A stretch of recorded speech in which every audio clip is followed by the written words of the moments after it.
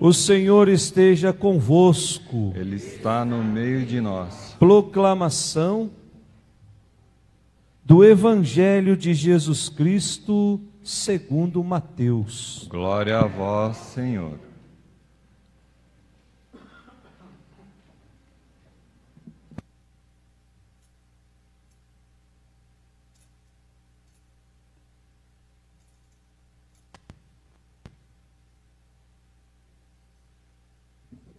Naquele tempo, Jesus começou a mostrar a seus discípulos que devia ir a Jerusalém e sofrer muito da parte dos anciãos, dos sumos sacerdotes e dos mestres da lei, e que devia ser morto e ressuscitar no terceiro dia. Então Pedro tomou Jesus à parte e começou a repreendê-lo, dizendo: Deus não permita tal coisa, Senhor, que isso nunca te aconteça. Jesus, porém, voltou-se para Pedro e disse: Vai para longe, Satanás. Tu és para mim uma pedra de tropeço, porque não pensas as coisas de Deus, mas sim as coisas dos homens. Então Jesus disse aos discípulos: Se alguém quer me seguir, renuncie a si mesmo, tome a sua cruz e me siga. Pois quem quiser salvar a sua vida vai perdê-la, e quem perder a sua vida por causa de mim vai encontrá-la. De fato, que adianta o homem ganhar o mundo inteiro, mas perder a sua vida? O que poderá alguém dar em troca de sua vida? Porque o Filho do Homem virá na glória do seu Pai com os seus anjos, e então retribuirá a cada um de acordo com a sua conduta. Palavra da salvação. Glória a vós, Senhor. Que as palavras do Santo Evangelho perdoem os nossos pecados. Amém. Podemos sentar.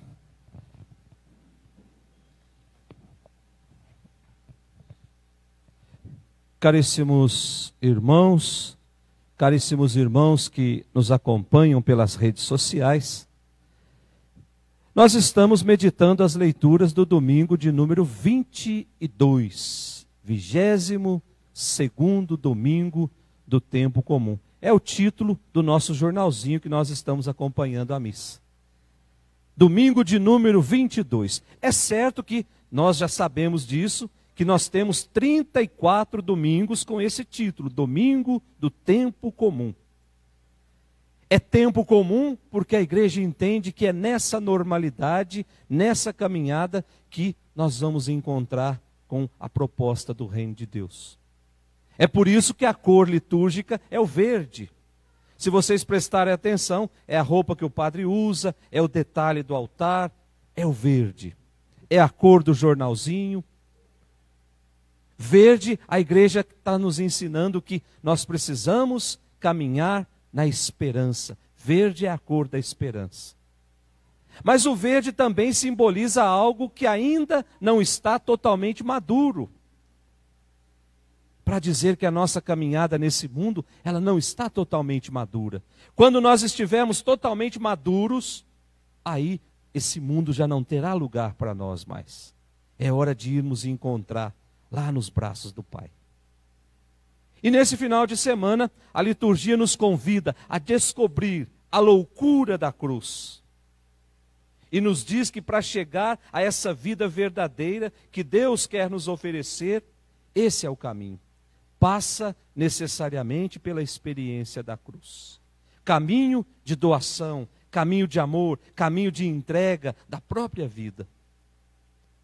Vamos olhar as leituras que nós acabamos de ler. Primeira leitura, tirada lá do profeta Jeremias, o capítulo 20. O profeta Jeremias nasceu e exerceu todo o seu ministério lá em Jerusalém. Mais ou menos 650 anos antes de Cristo. E o profeta viveu numa época muito conturbada. Havia uma instabilidade muito grande. Havia injustiça social, havia infidelidade religiosa. E aqueles que governavam o povo não eram capazes de se manter neutros diante das grandes potências que ameaçavam o povo de Deus, a Babilônia e o Egito. Então Jeremias está convencido de que Judá está sendo infiel, que Judá está trilhando caminhos de infidelidade a Deus, porque estava colocando as suas forças e as suas seguranças na força do exército. Ou seja, colocando as suas seguranças em coisas desse mundo. E a postura do profeta diante dos líderes do povo é de quem está indignado, é de quem está preocupado com os rumos que Judá está tomando. Aí o profeta anuncia, o profeta profetiza que haverá uma invasão de estrangeiros em Judá, como castigo pelo pecado do povo. Só que essa profecia, ela não foi bem aceita pelo povo. E começaram a chamar o profeta de profeta da desgraça, profeta que só anuncia coisa ruim. Aí ele começa a sentir na pele o desprezo. Primeiro começa os seus familiares, depois os seus amigos, os seus parentes, vão virando as costas para o profeta. E aí o profeta experimenta o abandono, o profeta experimenta a dor, a solidão. E aí o profeta é acusado de trair o povo. Foi preso, quase foi morto, ou seja, sofreu por causa da missão. Sofreu por causa da palavra. No entanto, o profeta Jeremias estava completamente apaixonado pela palavra. E ele sabia muito bem que não teria descanso se não proclamasse essa palavra com fidelidade. Mas isso não impediu que, algumas vezes, a amargura lhe subisse à boca e se transformasse em oração. É a primeira leitura que nós lemos hoje. A amargura do profeta transformou-se em palavras, em queixas, em lamentações. E aí nós temos essa bela oração na primeira leitura. Uma oração feita no momento de desilusão, no momento de desânimo. E aí ele diz: seduziste-me, Senhor, e eu fui me deixando seduzir. Ele não sabe como resistir a essa sedução de Deus. E aí ele se entrega totalmente nas mãos de Deus e dedica toda a sua vida a Deus, sem ganhar absolutamente nada. E agora ele está abandonado, ele está sendo insultado, ele está sendo perseguido. Diz a primeira leitura: zombam de mim. Olha só a situação que o profeta chegou. Deixou tudo para trás, investiu, gastou a sua vida por causa da palavra, e agora virou motivo de zombarias. Então ele decide: chega, eu não quero mais. Versículo 9 da nossa primeira leitura. Disse comigo: não quero mais lembrar-me disso, nem falar mais em nome dele. Chega, para mim basta. Mas a palavra de Deus, segundo o mesmo profeta, é um fogo devorador. É um fogo que consome o coração do profeta. É um fogo que não deixa ele fugir, que não deixa ele se esconder. Portanto, resta ao profeta Jeremias continuar anunciando a palavra de Deus, na esperança de que, ao longo do caminho, ele reencontre esse amor de Deus que um dia o havia seduzido. Às vezes acontece muito conosco, gente. Diante de uma dor, diante de um sofrimento, diante de uma incerteza da vida, a amargura lá do nosso coração, ela se transforma em oração. E eu acredito que essa é a oração que mais agrada a Deus, porque é uma oração sincera, é uma oração fruto de uma experiência muitas vezes dolorosa. É essa oração que é gestada lá no nosso coração, fruto de uma dor, fruto de um sofrimento, quando ela se transforma em palavras, eu acredito que é a que mais agrade a Deus. Porque não tem nenhum fingimento, eu não preciso mentir, eu não preciso fingir diante de Deus. Eu digo muito para as crianças: fujam desses livrinhos de oração que alguém já preparou. Faça a oração lá do seu coração, converse com Deus do seu jeito. Deus sabe os problemas que você está enfrentando lá dentro da sua casa, lá no seu trabalho, lá nas suas rodas de amizade. Aqueles livrinhos alguém já fez uma vez. É certo que são livros que nos ajudam a rezar melhor. Mas a oração que agrada a Deus é aquela que nasce lá no nosso coração, que é escrita muitas vezes com lágrimas, que é escrita muitas vezes com dor. Essa oração agrada o coração de Deus. Foi essa oração que fez o profeta Jeremias nessa primeira leitura. Depois a nossa segunda leitura, tirada lá da carta de São Paulo aos Romanos, o capítulo 12. Há um bom tempo nós estamos meditando essa carta de São Paulo aos Romanos. Primeiro, Paulo apresenta o projeto salvador de Deus, que Deus quer oferecer para todos os homens. Esse projeto passa por Jesus, é Jesus que nos oferece esse projeto. E esse projeto age dentro de nós pelo Espírito Santo. Depois São Paulo orienta de uma maneira prática aqueles que são chamados a participar dessa salvação que Deus nos oferece através de Jesus. E por fim, que é o texto de hoje, ele começa a mostrar quais são as exigências dessa caminhada. Já não é mais a parte teórica, agora é a parte prática. Portanto, a bondade e o amor de Deus convidará os homens a oferecer-se a si mesmo. É o versículo 1 da nossa segunda leitura. Podemos acompanhar aí no jornalzinho. Pela misericórdia de Deus, eu vos exorto a vos oferecerdes em sacrifício vivo, santo e agradável a Deus. Portanto, recebe o título de cristão todo aquele que se entrega completamente nas mãos de Deus e que vive para Deus. Não de uma maneira formal, de uma maneira exterior, mas algo que brota do coração. Oferece a Deus uma vida santa, como pede São Paulo nessa segunda leitura. E oferecer-se em sacrifício a Deus não é outra coisa senão não se conformar com as situações desse mundo.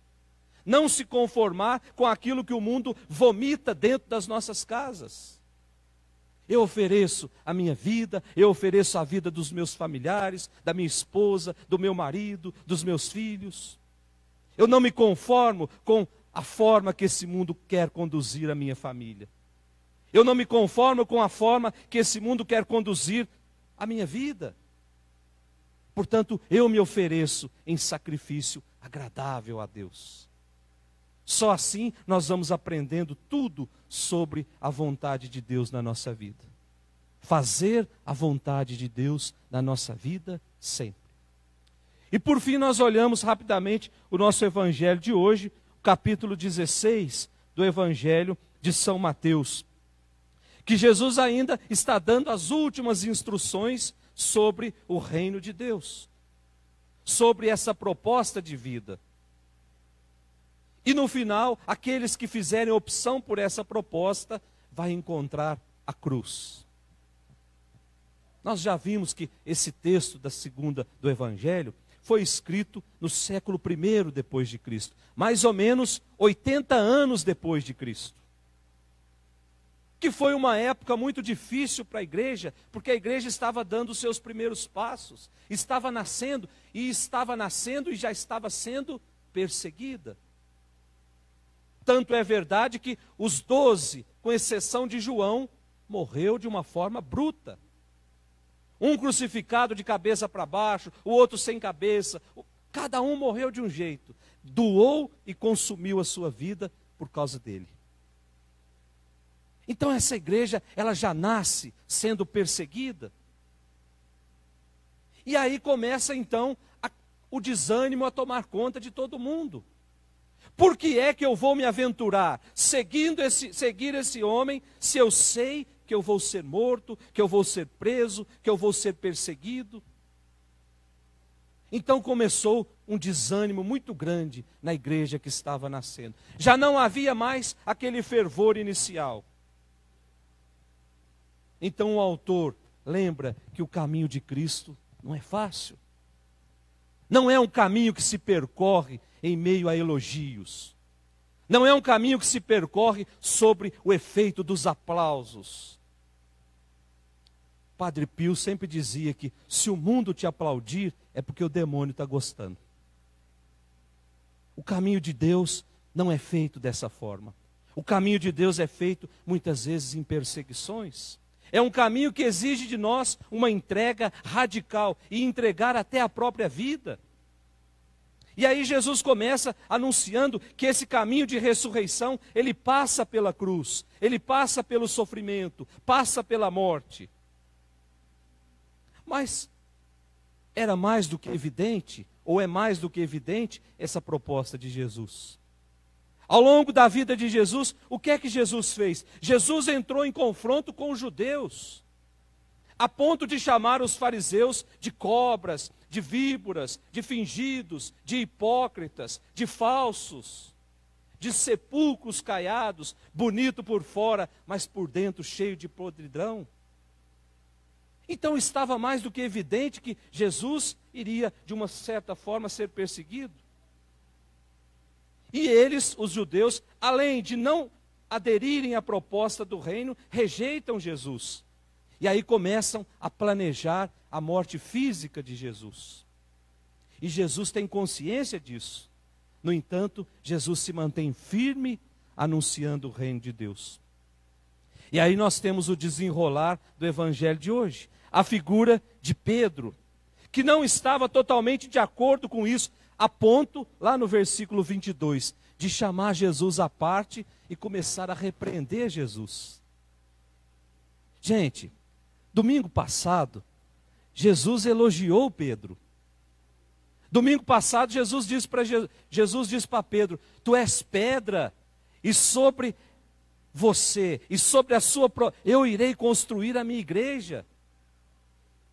Mas antes de Jesus dizer que Pedro era pedra, Jesus disse para Pedro: ô Simão, você é feliz, porque não foi nenhum homem que te disse isso, mas foi o meu Pai que está no céu. Por isso eu vou te dar as chaves do reino de Deus. E aí 7 dias depois, nós encontramos Jesus chamando Pedro de Satanás.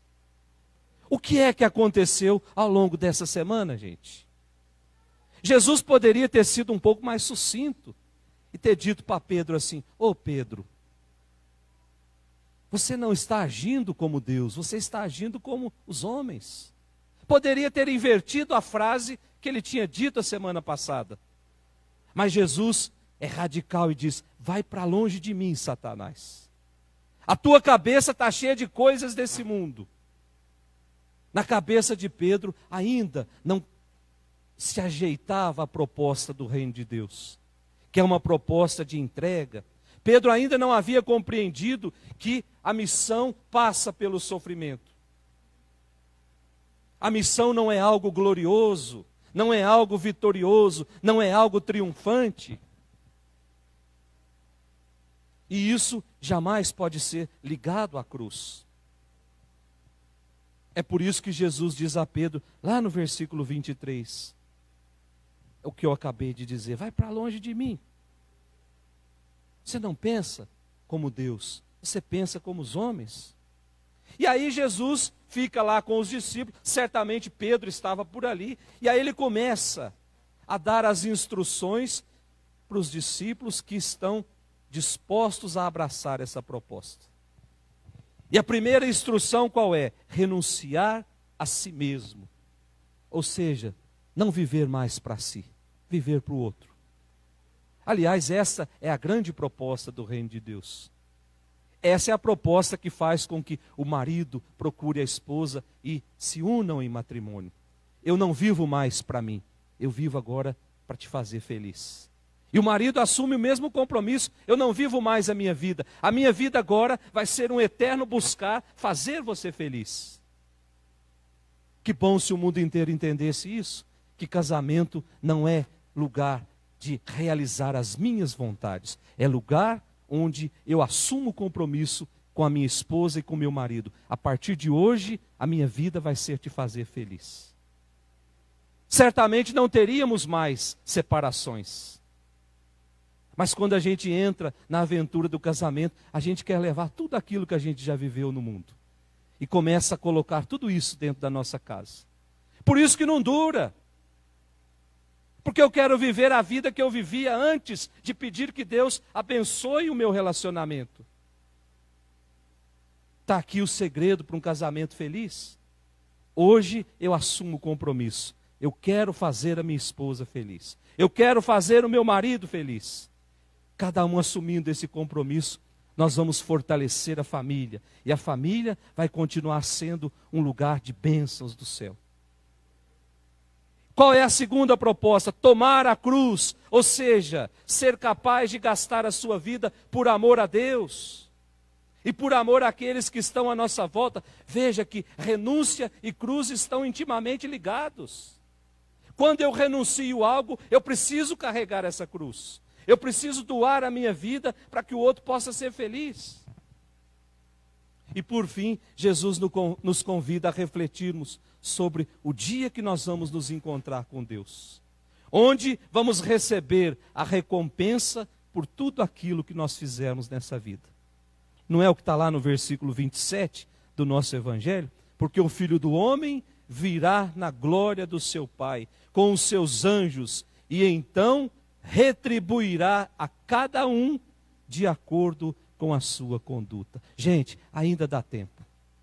Se por acaso, até ontem à noite, a minha vida foi uma vida voltada para as coisas do mundo, dá tempo de assumir o compromisso hoje. Dá tempo de, antes de sentarmos aqui para saborearmos o prato principal, que será um pedaço do corpo do Filho de Deus, dá tempo de dizer, a partir de hoje, a minha vida vai ser uma vida voltada para as coisas do alto, para as coisas do céu. Afinal de contas, o céu é a nossa casa definitiva. Deus nos concedeu alguns anos para estarmos aqui, mas nós estamos a caminho do céu. Lá no céu, nós vamos viver junto com os santos, junto com a Virgem Maria, na nossa casa definitiva. Peçamos essa graça nessa Eucaristia, que o Espírito Santo, essa luz que vem do alto, nos explique todas essas palavras. Em nome do Pai, do Filho e do Espírito Santo.